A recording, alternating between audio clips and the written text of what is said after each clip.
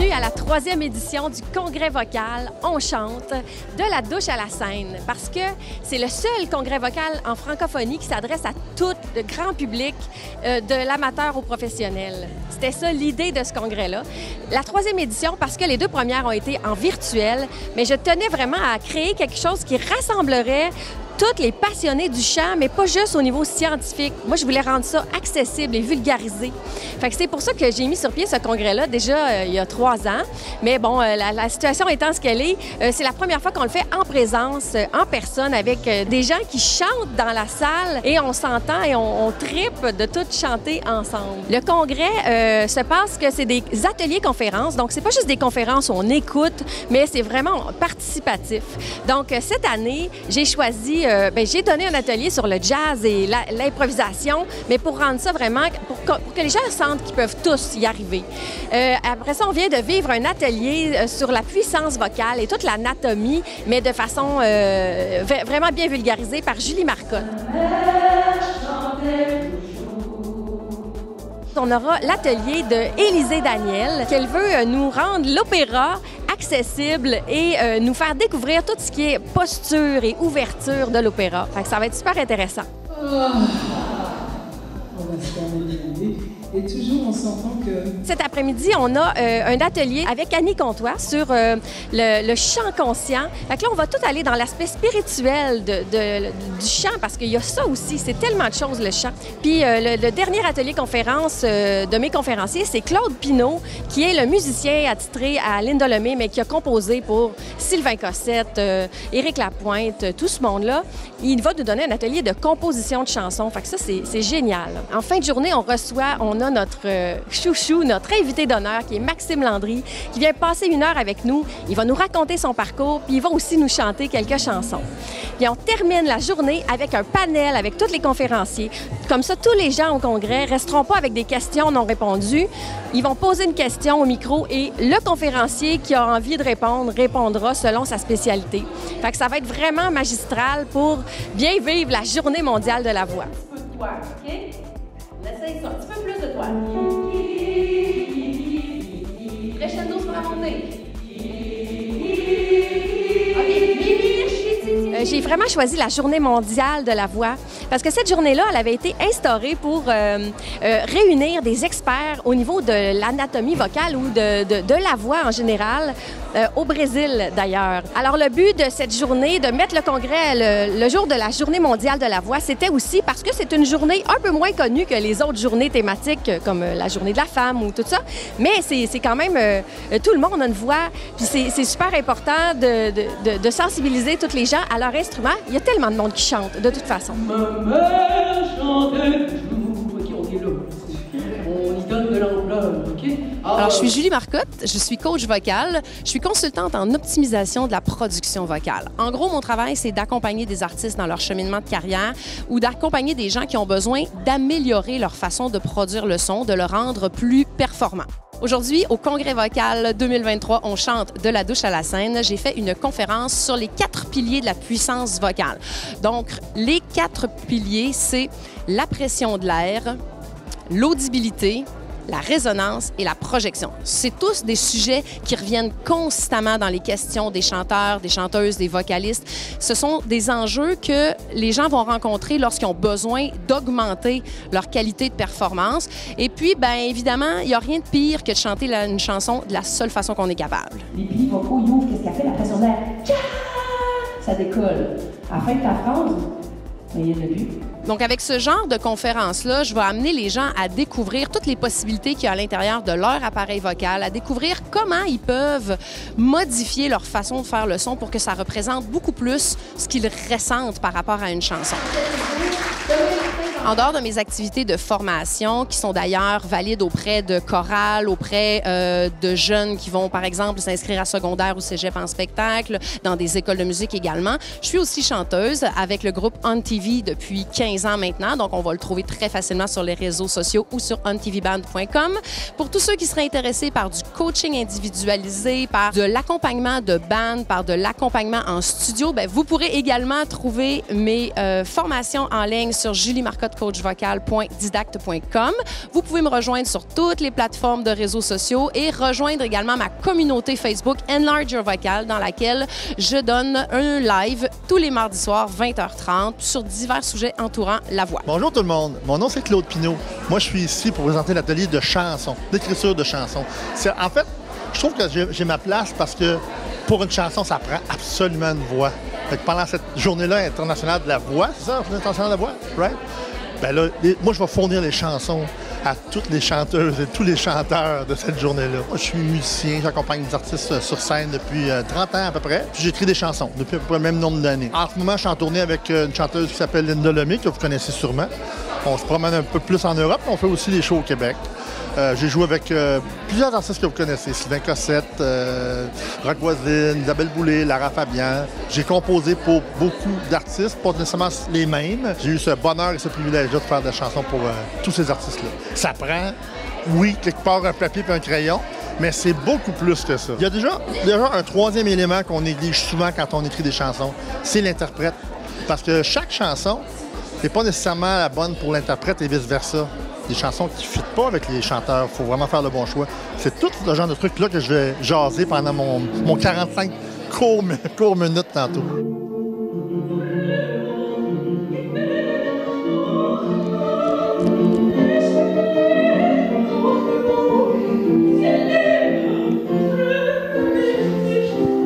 Je suis Élisée Daniel, je suis coach vocal, je travaille avec les sons pour libérer tout ce qu'on a de beau à l'intérieur de soi et pouvoir mieux le partager. Je suis aujourd'hui au congrès vocal pour faire vivre une expérience avec la voix, avec la beauté, avec la transcendance de l'être, avec tout ça. Évidemment, je parle comme ça parce que je reviens de la scène, je suis complètement surexcitée. Comment je suis arrivée au chant? On chantait naturellement chez moi. Puis ça a été quand même un choc des cultures. J'ai entendu, parce que j'ai un grand frère qui m'a offert un coffret de 3 vinyles et c'était Jessie Norman, une grande diva d'opéra afro-américaine, et cette voix m'a subjuguée. Je me suis fait une promesse qu'un jour, j'apprendrais à chanter pour imiter Jessie Norman. C'était vraiment ça. Et j'ai commencé à la suivre. J'ai commencé plus tard à mettre de l'argent de côté, à aller l'écouter au concert, notamment au Théâtre des Champs-Élysées, qui porte mon nom à Paris. Et puis, j'étais fascinée. Donc j'allais beaucoup à l'opéra. Mais j'étais fascinée du traitement de la voix à l'opéra, ensuite des décors, des costumes. Mais il y avait quelque chose qui venait toucher mon âme profondément dans la voix des gens. En réalité, plus que de l'opéra, je suis passionnée des voix. Je suis passionnée du timbre, de la couleur. Je suis passionnée de l'histoire que la voix raconte. Et je suis même passionnée de ce que la voix n'ose pas dire, tellement je suis fascinée par ce qu'on appelle VOIX, la voix. Je me suis rendu compte que c'était pas si naturel d'avoir une voix d'opéra, qu'il y avait un travail derrière. Or, je pensais que en l'écoutant simplement, je chanterais comme ça et que ma voix pourrait être puissante et remplir des salles. Je suis rentrée au conservatoire. Je me suis fait virer 2 fois de ce conservatoire pour insubordination parce que j'avais déjà une idée précise de la voix, j'avais une idée précise de la pédagogie, du chant. Il y avait quelque chose qui m'était donné. Plus je cheminais, plus je me rendais compte qu'il y avait quelque chose en moi qui était vraiment facile à intégrer avec la voix et que je pouvais partager mon bonheur parce que c'est vraiment moi. Donc ça a été ça un peu mon parcours. Puis ça fait 15 ans que je suis à Montréal et je suis membre de l'Orchestre symphonique de Montréal. Donc c'est vraiment ce que je fais et puis j'enseigne évidemment, mais l'enseignement ça fait 25 ans. C'est pratiquement toute ma vie musicale. Je commence à enseigner très tôt. Cette conférence est extraordinaire déjà parce que c'est l'initiative d'Élise Béchard. Elle est chanteuse, elle est surtout professeure de... Elle apprend à aimer le langage musical, ce qui est souvent très difficile. Donc la lecture à vue, le solfège et tout ça.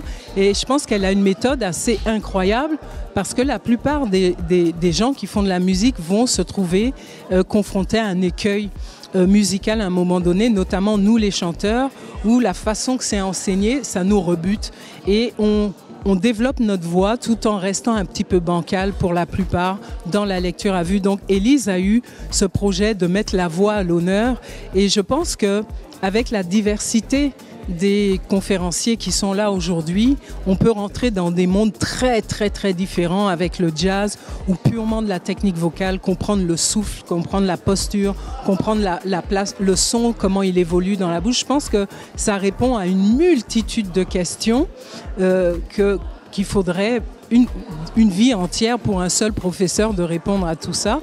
Donc, l'avantage d'avoir toutes ces personnes réunies, puis ce public chaleureux fait en sorte que on démystifie ce qui doit être démystifié, on clarifie, on met de la précision avec des mots précis par rapport à la voix et ça peut donner peut-être le goût à des gens qui ont envie de chanter, qui ont éteint un rêve ou des jeunes qui ont un a priori sur telle ou telle forme de musique, peut-être de s'intéresser mieux en comprenant mieux. Je crois que plus on comprend, plus on peut essayer de choses, plus on peut le vivre à l'intérieur et plus on peut ajouter ça dans son quotidien. Enchantée, moi c'est Annie Comtois, je suis auteure, compositrice, interprète également, coach de voix.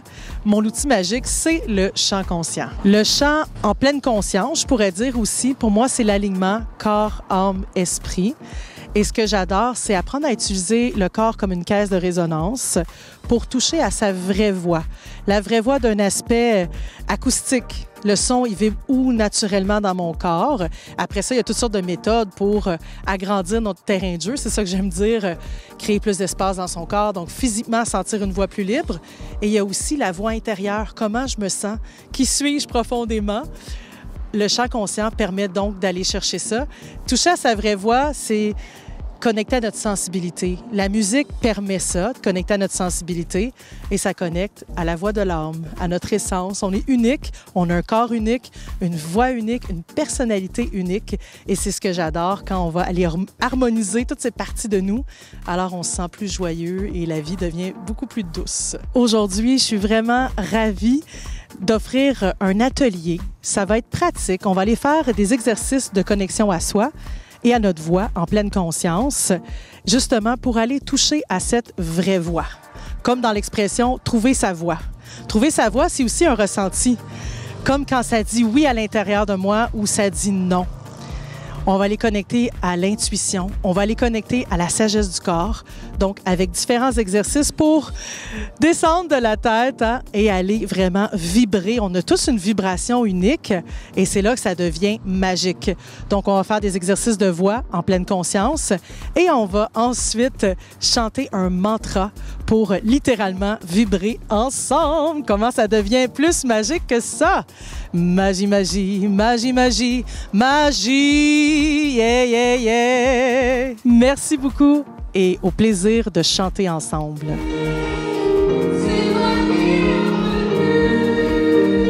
Le congrès s'appelle « On chante de la douche à la scène » parce que je sais qu'ici, la salle est remplie de passionnés de chant. On ne pouvait pas passer sous silence la passion des gens. Ce midi, on organise un gros karaoké pour tous les participants qui ont envie de se mouiller, mais ceux qui ne seront pas à l'avant pourront aussi faire des harmonies vocales. Ça va être notre power du midi pour mieux connecter entre nous, mais aussi pour pouvoir chanter puis faire entendre notre voix parce que ceux qui chantent beaucoup aiment ça qu'on les entende.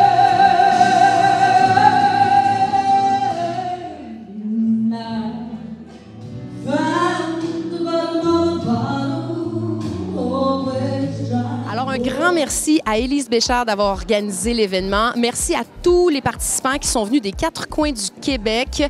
Et merci à tous ceux qui viendront pour les années prochaines parce que ça va être de plus en plus gros. Et j'en profite pour souhaiter à tout le monde une excellente journée mondiale de la voix. En fait, ça nous prendrait quasiment 2 jours de congrès vocal. Un bon succès au congrès vocal pour cette belle journée.